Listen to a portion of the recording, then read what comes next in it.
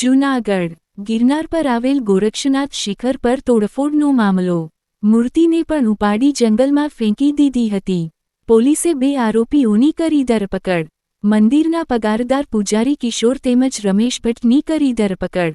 કિશોરે શિખરના કાચ તોડ્યા હતા, ત્યારબાદ કિશોર અને રમેશે મૂર્તિને નજીક જંગલમાં ફેંકી દીધી હતી।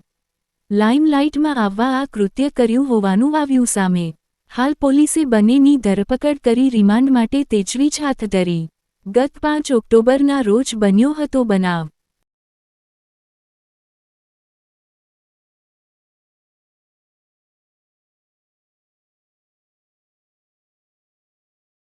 ગોરક્ષનાથ મંદિર જે છે એ મંદિરમાં એ 4થી 5મીની રાત દરમિયાન ગોરક્ષનાથના મંદિરમાંથી મંદિરનો એક સાઈડનો કાચ તોડી અને ગોરક્ષનાથજીની મૂર્તિને બહાર કાઢી અને ઉપરથી ફેંકીને ખંડિત કરવાનો બનાવ બનેલો। આ બનાવ લોકોની ધાર્મિક આસ્થા સાથે જોડાયેલો હોય,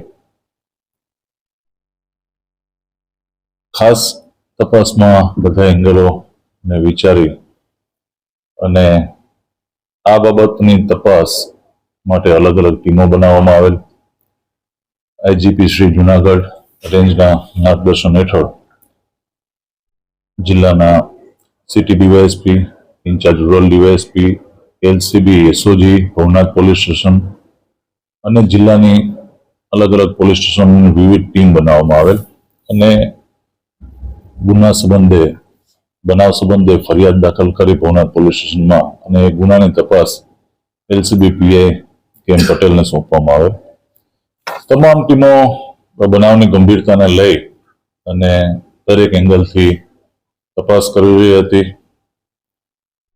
જે ગિરનારનો રૂટ છે, રોપવે, શહેર, આ બધા અલગ અલગ થઈને 156 જેટલા કેમેરા અલગ અલગ લોકેશન પર આવેલા છે એ ચેક કરવામાં આવ્યા। આ બનાવના સમય દરમિયાન કયા કયા લોકો એ આજુબાજુમાં મુવમેન્ટ છે, પર્વત ઉપર કોણ જાય છે, ગિરનાર પર્વત ઉપર એ સમય દરમિયાન ત્યાંથી નીચે ઉતરે છે, સીસીટીવીના માધ્યમથી ચેક કરવામાં આવ્યું। આ સીસીટીવી તપાસવા માટે 10 જેટલી ટીમો અને નેત્રમની ટીમને પણ કામે લગાડવામાં આવી હતી। ગિરનાર તળેટી અને ઉપર પર્વતના અલગ અલગ ટાવર ડમ્પ અને લોકેશનોના આધારે 500થી વધુ મોબાઈલની સીડીઆર કાઢવામાં આવી।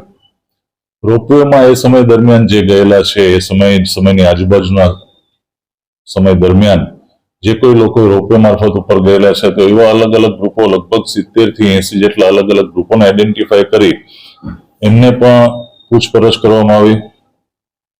જે ગિરનાર ઉપર લગભગ રોજ અથવા એકાંતરે દિવસે જતા એવા ડોળીવાળા મજૂરો છે, નીચે દુકાનવાળા, અન્ય મજૂરો, માલ સામાન ઉંચકનારા જે ઉપર જતા હોય છે એવા 200થી વધુ વ્યક્તિઓની પૂછપરછ કરી। ગિરનાર તળેટીમાં આવેલ હોટલો, ધર્મશાળા, આમાં એ સમય દરમિયાન રોકાયેલા વ્યક્તિઓને પણ છે કે જે તપાસ કરવામાં આવી અને આ બનાવનો ભેદ ઉકેલવા માટે તમામ ટીમોએ રાત દિવસ એક કરી અને સતત મહેનત ચાલુ હતી। ખાસ તો બનાવના સ્થળ ઉપર સિનિયર અધિકારીઓએ બધે વિઝિટ લીધી, દરમિયાન પણ થોડીક બાબતો એવી જણાઈ આવતી હતી કે ક્યાંક આ જે બનાવ બન્યો છે તો આ એક બાજુથી કાચ તોડેલો છે અને મૂર્તિનું વજન, જે મૂર્તિ હતી ખંડિત મૂર્તિ, એનું વજન ચેક કરતા મૂર્તિ લગભગ 50 કિલોની આજુબાજુ હતી। એફએસએલ દ્વારા સ્થળ વિઝિટ કરવામાં આવેલ હતી તો આ કાચના પેલામાંથી એ મૂર્તિનું નીકળવું, આટલી વજનદાર મૂર્તિને કાઢવી એ ક્યાંક ને ક્યાંક શંકાસ્પદ પોલીસને પહેલેથી જણાતું હતું। તો સાથે સાથે એફએસએલને બોલાવી એફએસએલની હાજરીમાં આજ મુજબ કાચ મંગાવી અને આ વજનની અન્ય મૂર્તિ મંગાવી, આ વજનની આસપાસની અન્ય મૂર્તિ મંગાવી અને એક ડેમો કરવામાં આવ્યો અને ડેમો કરવાથી ધ્યાન ઉપર આવ્યું કે આ મૂર્તિને આ રીતમાં કાચમાંથી કાઢવી એ ઘણું મુશ્કેલ જણાય છે। એટલે પોલીસની જે અત્યાર સુધીની સતત તપાસ હતી એમાંથી અમુક વ્યક્તિઓ થોડા શકમન લાગતા હતા, એને આઈડેન્ટિફાય કરતા ગયા। એ આઈડેન્ટિફાય કરતા એક વ્યક્તિ રમેશ ભટ્ટ કરીને કે જે અગાઉ મંદિરમાં 3 માસ માટે સેવાદાર તરીકે પગારથી રોકાયેલો હતો અને ફોટોગ્રાફીનું કામકાજ કરે છે, એ શંકાના રડારમાં હતો. એટલે એને બોલાવીને એની યુક્તિ પ્રયુક્તિથી પોલીસ દ્વારા પૂછપરછ કરવામાં આવી. તો એની પૂછપરછ દરમિયાન એણે અલગ અલગ પુરાવા એની સામે મૂકવામાં આવ્યા, પુરાવા સંબંધિત એની પૂછપરછ કરી. એટલે અંતે એણે જે આખો બનાવ બન્યો હતો એ બનાવની કબૂલાત આપી કે તારીખ 4 ઓક્ટોબરે સાંજે જે ગોરક્ષનાથ મંદિરમાં અન્ય એક પગારદાર રહે છે, કિશોર કુકરેજા, એ કિશોર કુકરેજા ત્યાં પગારદાર તરીકે મંદિરની સાફ સફાઈ કરવી, ત્યાં બાજુમાં જે બીજો રૂમ છે ત્યાં રસોઈ બનાવીને જમવું, અને આરતીનો ટાઈમ થાય આ તે, અને એ મંદિર પછી બંધ કરીને બાજુના રૂમમાં સૂઈ જતો. તો કિશોર કુકરેજાએ 4 તારીખની રાત્રે લગભગ આરતીને પત્યા પછી અને જે છે ભટ્ટને એમને કહ્યું કે આપણે એક કાંડ કરવાનું છે, અને ત્યારે કોઈ ચર્ચા ન કરી. પણ એ પછી લગભગ 7, 7:30 ની આજુબાજુ એ સમય પછી એ જે મુખ્ય મંદિર છે, મંદિરમાંથી એક લોખંડની સ્ટીક જેવું લઈને આવ્યો, અને એ જે ગોરક્ષનાથજીનું મંદિર છે, મંદિરના જે સાઈડના ગ્લાસ ઉપર એને સ્ટીક પછાડી 2-3 વખત સ્ટીક એને ત્યાં મારી, અને એનાથી એ વખતે મંદિરનો કાચ તૂટી ગયો.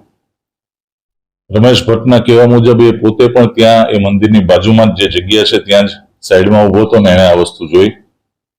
પછી આ જે કિશોર કુકરેજા છે એણે આ સ્ટીક પાછી મુખ્ય મંદિરમાં મૂકી અને મંદિરને બહારથી તાળું મારી દીધું, અને એને જણાવેલ કે હવે 9 વાગ્યા પછી જે કંઈ છે હું તને જાણ કરીશ કે આગળ શું કરવું છે. ત્યારબાદ 9, 9:30 બાદ જયારે આ બંને જણા એકલા હતા ત્યારે કિશોર કુકરેજા અને રમેશને લઈ જાય છે પાછો મંદિર પાસે, અને પોતાની પાસે જે મંદિરની ચાવી હતી, જેમાં ગોરક્ષનાથજીની મૂર્તિ હતી, એ ચાવીથી તાળું ખોલી અને કિશોર આ મૂર્તિ બહાર કાઢે છે, અને ત્યારબાદ બંને જણા આ મૂર્તિને ઊંચકી અને જે બાજુની પાળી છે ત્યાં લઈ જઈને ત્યાંથી મૂર્તિને ધક્કો મારે છે, અને એ રીતના આ બનાવને અંજામ આપે છે.